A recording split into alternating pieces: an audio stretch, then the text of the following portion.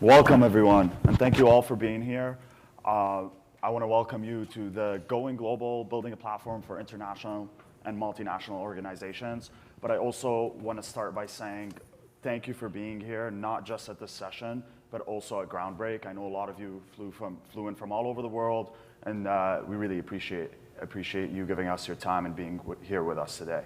So, focus of today's discussion, pretty clear. I mean, it's definitely around how we're going global, what we're doing at Procore, and really how we're doing work in about 150 countries worldwide right now. We'll talk about how and where our global and international customers, which are all of you, kind of fit into this Procore story, but also where we've been, some of the things that we've been doing, but more importantly, we're gonna look ahead. What are some of the things we're doing in the near future and the plan moving forward? So, format is very simple. I'll kick things off with some introductions, and then we'll jump right into the conversation. The goal is to also save some time for some questions at the end, and so hopefully we'll get you engaged in that conversation as well. So before we start, just very quickly on a forward-looking statement, just want to call out that if you're making purchasing decisions, to make them based on the product today and what's available today, and not necessarily statements as predictions of future events. So legalities out of the way, I'll start by introducing myself. My name is Anis Khoury, and I head up the international SE team at Procore. I'm a civil engineer. I have a background in design build, project management, and construction. And at Procore, like I said, I head up the solutions engineering team. I want to kind of take a second to speak to the solutions engineering team. The majority of us are construction professionals. We all come from construction, and really our job here is, having been in your shoes and having experienced a lot of the pains that you all experience, our job is really to kind of relay that to Procore. And I'm so proud to be part of the SE team, but more importantly, I'm so proud to represent all of you at Procore, and that's really what we do here. So with that, I'm gonna kick it off by introducing our panelists here. We have Anna on the slide, but Anna in the middle here, so we'll start with you. Anna, Silicon Valley-based executive. She's led global expansions at companies such as VMware, Xerox, Cisco, and NetApp. She's the founder of Women in Localization, has been chair of Women in Technology for 8 years. Today, Anna is a VP of Global by Design at Procore, and really she oversees expansion into new markets for us, but as a whole, with global, she sees the full company orchestration. How do we get in and kind of how do we see it through? Anna's a native to Catalonia and sits on 3 private boards. She's also an author of a best-selling book, Truly Global. Thank you. Welcome, Anna. Ben Jackson. Thank you. So, Ben Jackson, Ben joined Procore in August 2020. He's the head of international sales here at Procore. He oversees sales departments in EMEA, APAC, LATAM, Canada. Am I missing any? No, I think that's all of us. Yes. Okay. That's enough. That's enough. And he has over 20 years in sales and management experience in the software industry, mainly focused on business and data-related technologies. Ben has specialized in building out international businesses at other companies and has been located and lived in EMEA, the US, APAC, all prior to Procore. Ben was at Gigya, which was acquired by SAP, where he was SVP of worldwide sales. And Ben also holds an MBA from the Henley Business School. Never wrote a book, Ben. Never? No book, okay. All right, and finally, Julian Clayton. Julian, oh, sorry, you didn't. I apologize. And finally, Julian Clayton. Julian has been in the construction industry since he was a kid.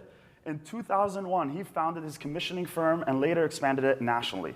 Some of his methods have been adopted as industry standard, and he's taught cost control and project management at the university and college level.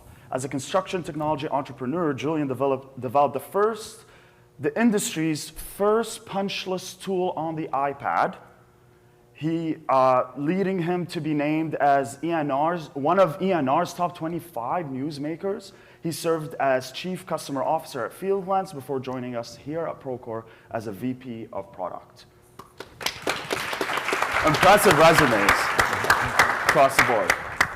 All right, so before I kick this off, or kick off the conversation, I know I keep saying that, I hope no one saw that. I went over to the next slide, but I'm going to ask you all, and maybe we'll do a little bit of an over-under for the bettors in the room. So how many languages do we think Procore supports? And if you think it's over 14, put your hand up. And I see Procore employees in here. You're allowed to answer. No, over 14. We've got 1, 2, 3. Okay, and under 14, everybody else? Oh. It was kind of even. Most of you didn't vote, but okay. That's okay. So Procore does support 16 languages today. Kind of cheated with that one because 6 of those languages are variations of English. But what that means is that every region, even if, and we all know this in construction, that a lot of the terminology, sometimes things we don't all agree on. So Procore is really kind of giving you that configurability and the ability to kind of choose a terminology based on your vertical, but also where you're located in the world, even if it's just English. And Anna will hit on some more languages later. But really, I brought this up because I want to start talking about my first question. And this is a first question to our panel here, and a good segue into that. So Procore is a fast-growing company. I think we've all seen that over the past few days here. But it's also a company that's doing a lot, as you've all seen. So it's important, I think, for everyone in the room and for us to understand, and Ben, I'd like to kick this off with you as the head of international sales, is where does being global, where does that stack in our priorities? I'm still trying to think about the different variations of English. Right. So Scottish, English, Australian, no. It's a huge priority for Procore. You know, part of our mission statement is making everybody's lives in construction better. And if we're going to do that, we need to do that on a global scale. Okay. And Procore has got a really good history and background in the US. But if you think about the kind of construction industry and where it sits, probably 85% of that sits outside of the US. So it's a huge opportunity for Procore. Mm-hmm. And then even when we look at our US customers that are global, you know, they have a mission themselves to roll out a platform, you know, globally and standardize processes globally. They also, our vision as a platform is to give visibility to our customers. And you can't do that in silos, in countries, in regions. You have to do that at a global scale, and we need to support our global clients to be able to do that. And so it's a huge priority. Probably one of the top priorities for Procore is to really go global. So you just said that 85% of the addressable markets outside mm-hmm. where we have the biggest footprint right now, and that's in our international markets. Anna, would love your perspective on this. So what we're up to with Ben is to flip that, right? So right now Procore has about 15% of our revenue is coming from global markets, and imagine that 85% should be coming from that. Yeah. So that's why we're here. We started this journey of going global in 2017, and I think the first question is, how do you say punch list in all these countries, right? So that's where... In 6 different ways. In all these different ways. And not just that, but also how do Australians think about construction, or French people think about construction is an incredible journey for us. Going global is our #1 priority. This year, last year, and going into next year, and being somebody that helps oversee how we're going global. we have a lot in the wait list of the countries that we're preparing to get into, and we recently opened, the offices in Paris. I think, I don't know, there's a lot going on, but there is the official press release today that we're live in Germany. So nice. Yes. So we have a Munich, for the next slide. Okay, we'll update We'll the have, slide. yeah, we just went live today. So very proud of all the work that's happening out of Sydney, Singapore, Dubai, and we will continue adding languages. And adding languages is so powerful because it's not just powerful for the folks that are in those countries, but for US companies that, we have some very important large customers that they themselves are asking us and are driving our agenda because they are expanding. So if you are expanding and you have questions on what are the next languages and how we're thinking, I'm happy to stay back a little bit later and help you. Yeah, I think that's a very important point. Like, we're working with customers who themselves want to go global, want to be multinational companies that work across the world, and it's important that Procore is doing the same. It's important that Procore is a partner to them in that journey, right? And is able to go global with them. Absolutely, yes. Got it. So just a follow-up to this topic. We're talking about kind of ahead and what the goal is there. And I know I just put the slide up, and Anna, you talked about our footprint right now. But Ben, where are we right now in the world? Like, what are we doing today? What are our priorities right now? And obviously, the goal is to go global and do all of that. But I'd like to speak to today's footprint for a second. Yeah. It's really interesting. Just going on that kind of the opportunity outside the US. Yeah. It's one of the first industries I've actually worked in where the largest companies in construction are actually outside the US. Yeah. The largest global construction companies are outside the US as well. And so it's really important that we support those customers. Outside the US, we have over 3,700 customers. And Turi mentioned it in his keynote yesterday. We have live projects in over 150 countries. Yeah. So the footprint is already pretty large. Yeah. The strategy that we took in the early days of going international is we focused on the English-speaking countries. So we launched in Canada, ANZ, Australia and New Zealand. Yeah. And the UK.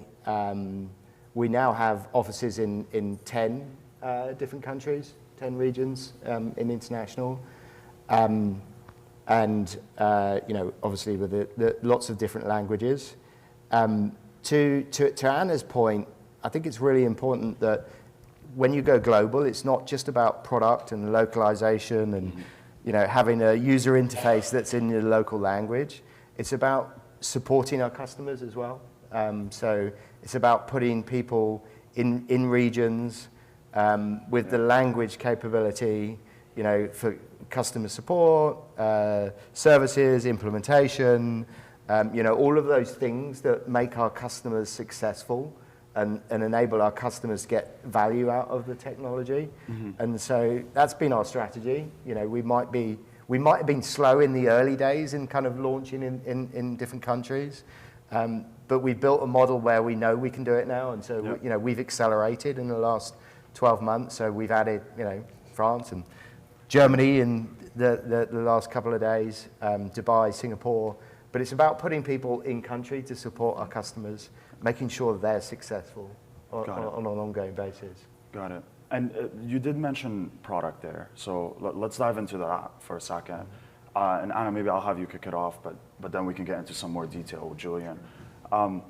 So the product, let's talk about how our customers, the folks in the room, all of you, how are they impacting the product investments that we're making?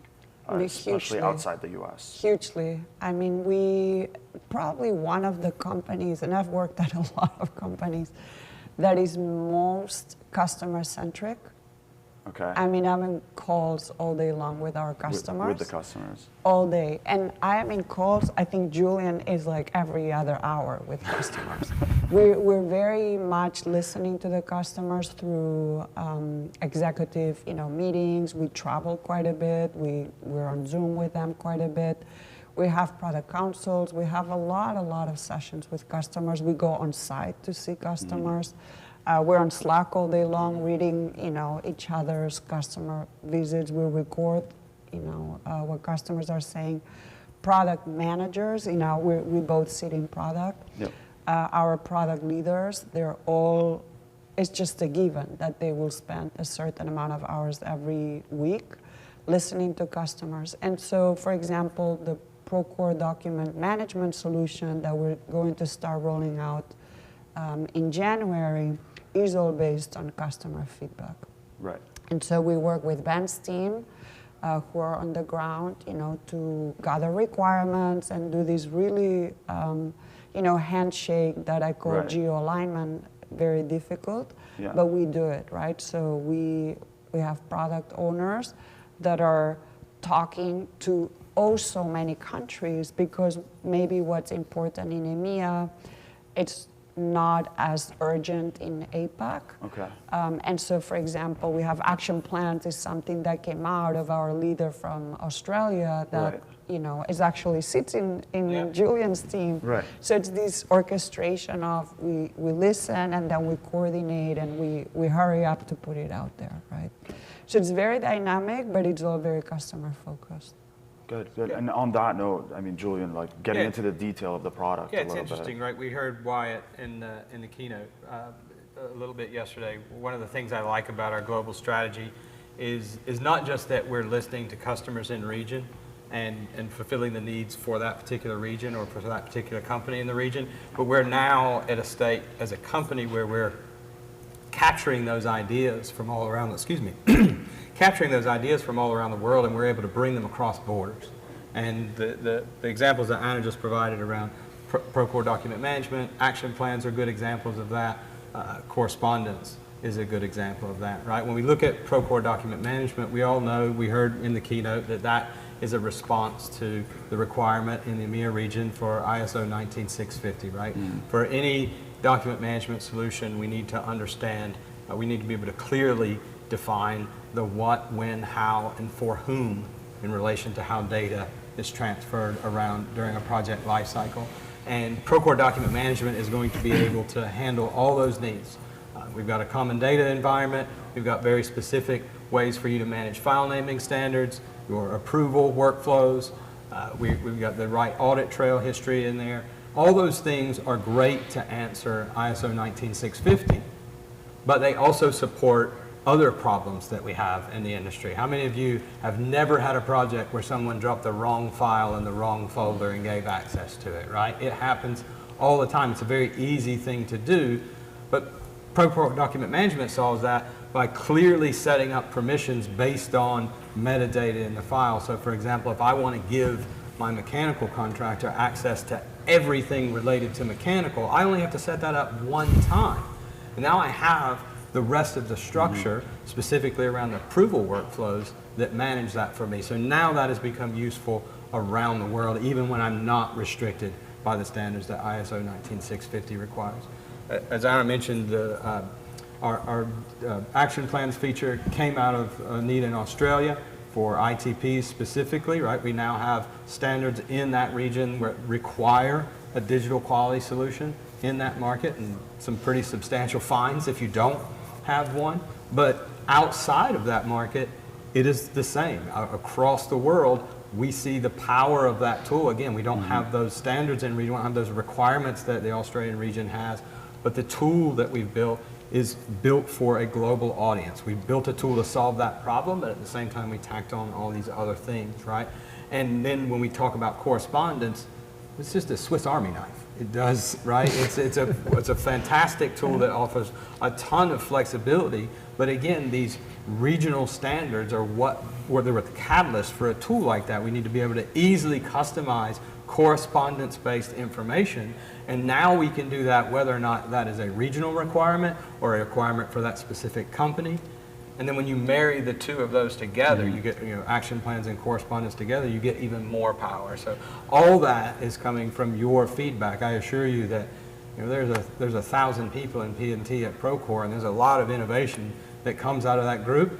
Those three things wouldn't have come. How would we have known that? We're not in that region. We're not receiving that pressure that you're receiving. So that's how it's working. And I love the fact that because of our global footprint, when we answer a problem for a specific region, we do it from a global perspective to make sure that we're providing value for everyone. And so it seems like there's a pattern here where we're making an investment to solve a problem in one region, but that kind of ripples. The effect is all the other regions are benefiting based on that. Are we seeing something similar on the sales side as well? Yeah, I think construction is a very interesting industry. It's very different when you look at it country by country. Well, we talk about regions, but actually it's different country by country. And sometimes it's different within a country. And I think a lot of the kind of innovations we talked about are kind of driven by legislation or industry standards. But there again, legislation and industry standards are there for a purpose, Right. So, for example, in Australia, with kind of the quality and safety kind of standards that they've set and the legislation that they've set, that's driven some innovation, like action plans in Australia. But the legislation's there for a reason, So it's applicable in every market.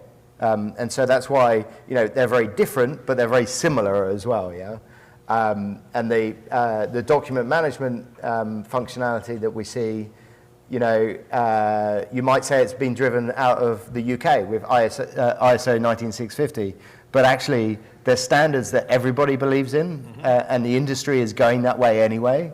And so Procore document management being released January will be applicable for every country that we're working in, but also our global customers as well. And so that's really important. And I think innovations like that might kind of start in a country benefit us as a global organization. Absolutely. Got it. And one thing we haven't touched on yet, and the first thing I brought up today, my first question to everyone around languages. So Anna, I'd love to give you an opportunity to kind of speak to the languages. Where we're at today, I think, is important, but also a little bit on where we're headed and some of the things we're looking at. Sure. So as a language technologist that comes from high tech, typically it was a straight localization exercise of like, oh, we're going to enter these 20 countries. What I had never envisioned by working at Procore is, for example, being in France and realizing that the actual workforce was from Romania, from Poland, from Spain, from. And so yesterday, we have a stand downstairs, an international stand. I hope everybody goes because my team is there. And I stopped so many people that were walking by, kind of like harassing them a little bit. And I said, hey, where are you from? Where's your company based? And they're like, oh, we're from New York. We're from Philadelphia.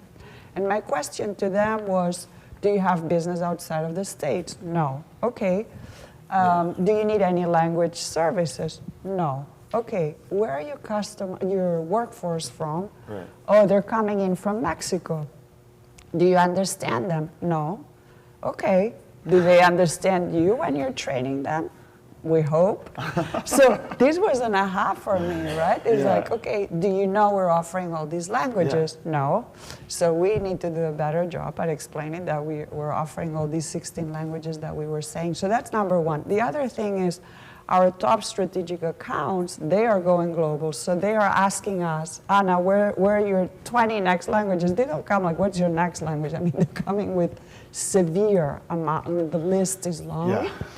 And so we are now starting, every year we review, so it's my second year at Procore, so every year we review the list of languages. So languages that are coming up are like Indonesian and Vietnamese and traditional Chinese. And all of these, I think it's because of the labor shortage and, Right. Italian. Some of the languages we're going deeper into right now because maybe the platform is in the language, but not necessarily the training, right? We are starting to look at Japanese very seriously as well. Okay. Because of these strategic, major, massive customers that Ben was talking about, right? Got it. And companies that are not necessarily in construction. I mean, I can't say the names, but you can think of who is who in the top 50 Fortune companies, right? So they are asking us for these languages. Sydney, the whole Singapore, ASEAN area, one of the first ahas that we had was, okay, the executives and the people that are in the offices, they understand English, but the minute you get onto the site... The workforce, yeah. Yeah, they're like from mainland China. So Okay. one of the languages that we're launching right now is Simplified Chinese, as an example, right? That's awesome. It's in... we're not necessarily in China. However, we know that the Chinese workers are in other countries, so Chinese is there. We're also are about to release Brazilian Portuguese. So I was waiting for that one. I heard rumors earlier this week. It's not a rumor. Okay. As somebody had localized it before, and I didn't know, so I found it. I read it. I'm like, oh no, this is not very good. Okay. So we're kind of relaunching it right now. So it's super exciting because it's such a dynamic, industry, and what we want is that people feel safe, they're well trained, they understand the instructions, they stay safe, and they can do the work as fast as possible, right? Got it. I can appreciate the difficulty of languages with construction. I feel like if you ask everyone in the room here what they call a change order, you'll get probably 20 different answers. So imagine just doing things in a glossaries, doing it kind of across the guides. board. Yes, Right. and everybody wants to call it different names, so it's a lot of fun. Awesome. Yeah. So, Julian, you talked about current investments, what we're doing right now, a lot of the releases that are coming out in the near future for international, for global. Can we look ahead, maybe to close off this conversation, and then we could start asking the audience or having them ask us some questions. We can ask them questions too. Yeah, we can. We'll sure. flip this. We'll ask you. There we go. So before we get to that piece, to the Q&A, what's the vision look like for global? What's down the road? Sure. I think the first place to start is with financials, right? Because I think that's Okay. probably our biggest gap today.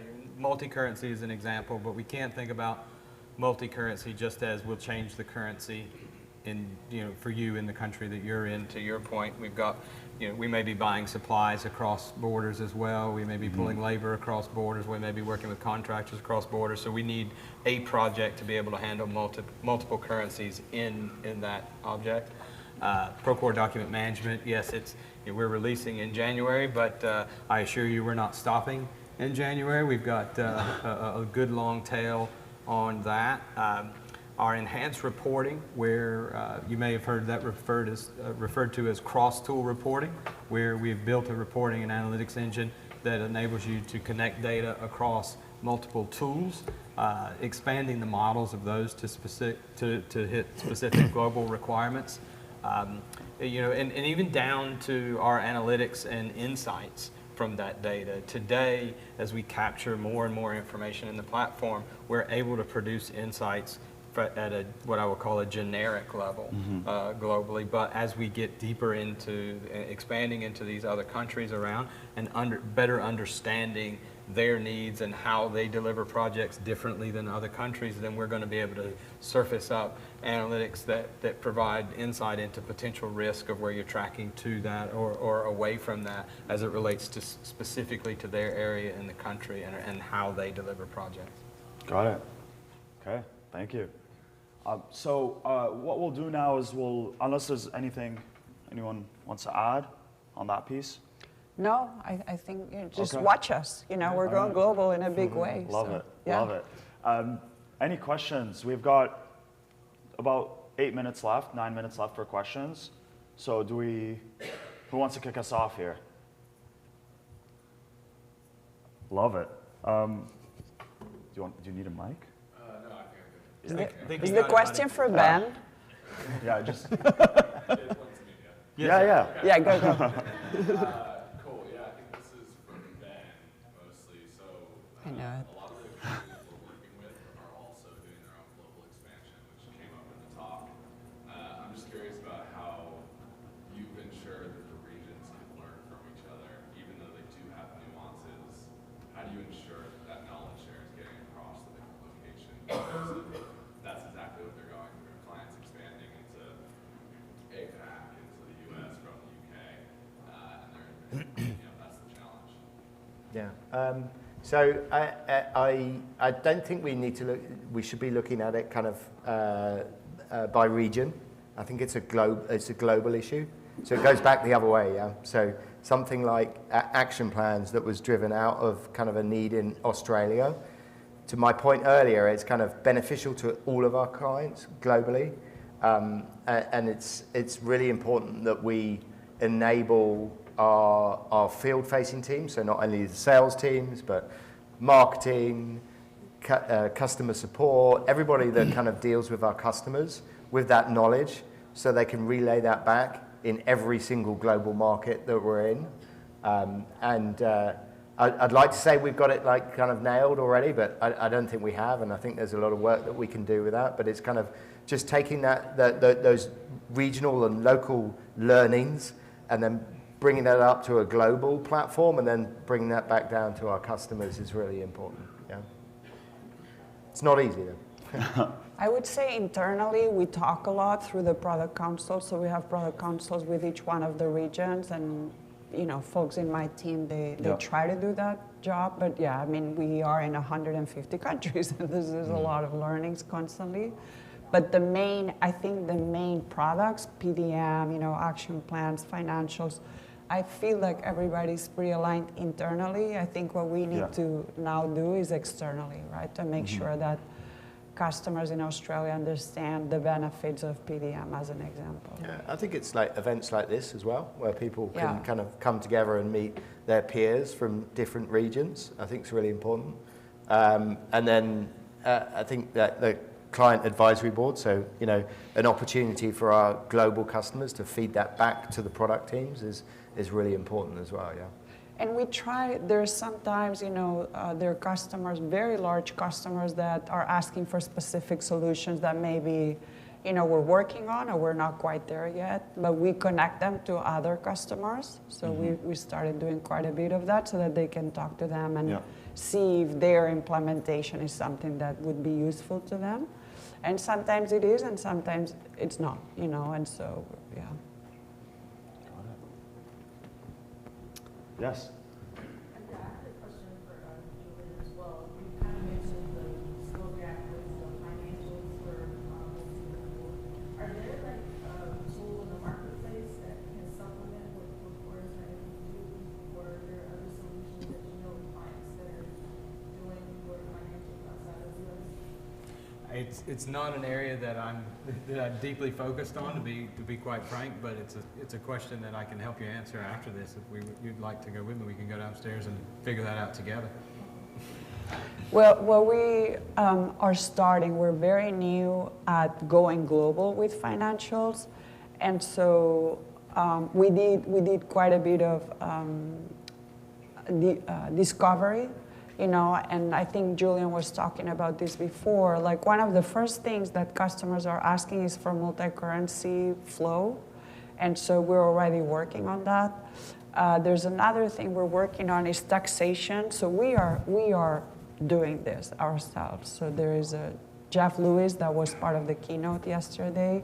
So my team partners with his team. And so there's 4 or 5 things that we're already doing that will launch in 2023.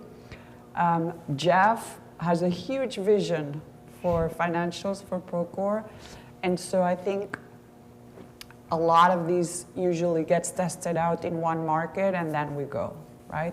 But, and I can see folks in my team here that are making sure that Jeff is thinking globally and that they're talking to global customers, because this is very real. that the example I think Julian gave, that the supplies are coming from over here and you're getting paid over there, and we get in those discussions, right? Like even like Bitcoin, and it's happening. I mean, these conversations are happening. So we are in the process of giving the requirements right now, and we will build it internally. Your question, I would love to talk to you, because if you need something now, maybe we can do some research, or I can introduce you to somebody actually who's sitting right back there, who's looking into all of this. With 450 plus partners in the marketplace, it's really difficult to keep up with exactly what all of them do. But we have enough people in the building today that we can definitely get you an answer to that question. Yeah, I'd just add to that, like on the partner ecosystem, it's because globally there's so many different kind of requirements. It's really important that we work with our partners to fill some of those gaps, because Procore won't, there might be thousands of requirements out there and we can't do thousands of things all at the same time. And so, it's really important to kind of connect with a partner team within Procore, because there will be solutions out there that can help solve those problems. Yeah, we kind of look at our partnership from a little different lens than some others in the industry. And what I mean by that is, like I said, we have 1,000 people in P&T right now delivering value around the world. But when you add up the development teams across all those partners, that is a heck of a lot of innovation for this industry. And the way that we handle those integrations by providing an embedded experience so that it feels like it's already part of Procore, we kind of eliminate that gap for teams that are tired of in and out of point solutions. So we may not even tell field teams in some cases that this is an integration. They're just in Procore, the tool is enabled, they can continue out their process, and that's all intentional, right? We want to create that efficiency in the field, even from a partner perspective. To Ben's point, we're not going to fill every gap for everybody. No one is, if they're being honest with themselves. But that's why we lean in on our product, on our partner strategy so well, and that embedded experience and the way we approach those things is really, really important to us to make sure that our customers' needs are being met in the right way. But let's talk. I want to hear.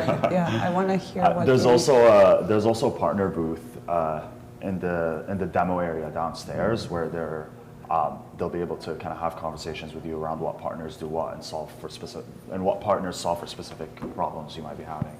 And there's financials. There's also a financials area. Yep. Go tell them. Go tell them. Yeah, and I've been saying this to customers all week. It's important that the product managers and it's important that the folks that are building the product in the innovation lab section are hearing from you all. So please, I encourage you all to go to the innovation lab, talk to the product managers, share your ideas, share your feedback. That's so important that they hear from our global companies, our global customers. We're at time, but we can probably do one more quick question, if there are any more. Okay. But tell us what you need. I think that was very accurate what you were saying. If you need something and you don't see it, we'll be happy to, try to help out. Yeah. Perfect. So thank you all for being here. Again, really appreciate your time. Really appreciate you being at Groundbreak, and of course coming to this session. I hope you leave with a better understanding of what Procore is doing today, but also our vision for going global. And finally, like we said, go down to the booths, go to the innovation lab, talk to folks, and then we'll see you all tonight at the Groundbreak Bash to wrap up the week. Yeah, thank you, everyone.